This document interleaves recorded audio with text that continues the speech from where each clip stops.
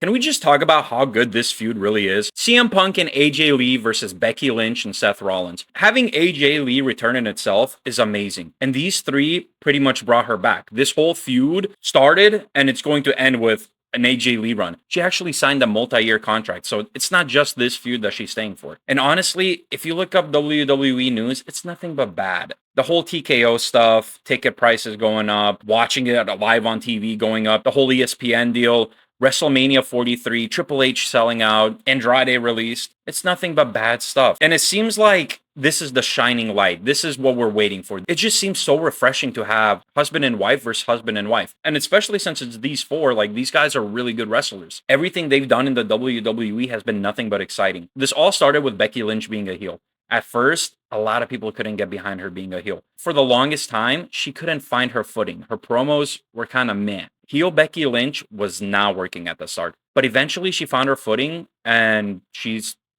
killing it on the mic now. But not only that, but her actions in the ring as a heel have gotten much better. I don't know if Seth Rollins gave her some pointers or if she watched some of Seth Rollins' matches and like studied them, but she's taken a lot from him. The way she cuts her promos, the things she says, the pauses. She's like a mini-me version of Seth Rollins. And then obviously you have CM Punk, WWE's #1 hypocrite, a great on the mic, and Seth Rollins was a fucking natural heel on the mic. AJ Lee comes back and she kills it. People were scared after 10 years, in-ring rust, mic promo skills going down. But no, she came out, introduced herself, the crowd goes crazy. She hasn't skipped a beat. It's almost like she never even left. And this is one of the best built-up storylines in WWE right now. It seems like after the whole bloodline ended, we haven't gotten much storytelling in the WWE. At the end of the day, this is pro wrestling, and it's basically a soap opera that gets determined in the ring. Without storytelling, without story-wise stuff, it's hard to put it over. And this one cuts deep. These four versus each other, it almost seems fucking personal. When Becky Lynch slapped the shit out of CM Punk, 20 to 30 times, it looked unscripted. It looked real. And at one point, it looked like CM Punk was gonna snap and give Becky Lynch the GTS, which would have been amazing. That would have been phenomenal. That would have been like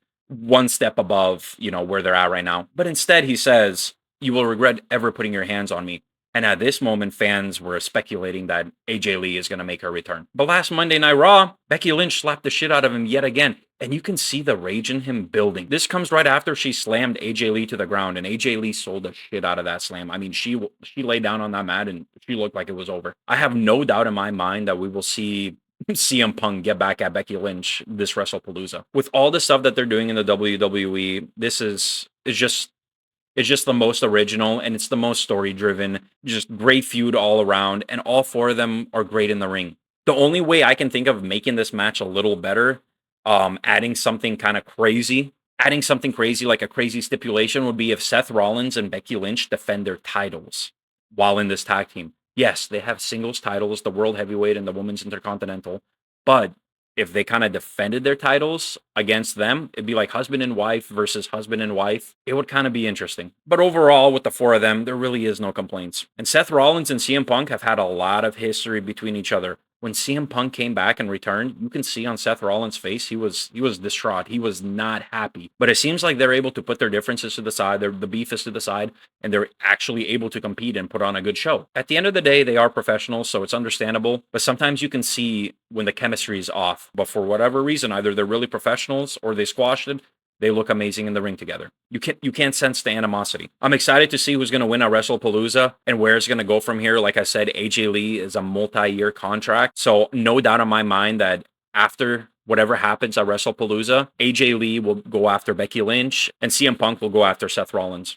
If I had to assume Becky Lynch and Seth Rollins are going to win by playing dirty, they are the heels and they're playing their roles fucking perfectly. But that's just my prediction. And I guess we'll see where it goes at WrestlePalooza. But yeah. Probably one of the best feuds in WWE since the whole bloodline. No, actually, this is probably the best feud in all of 2025. It feels like it means something,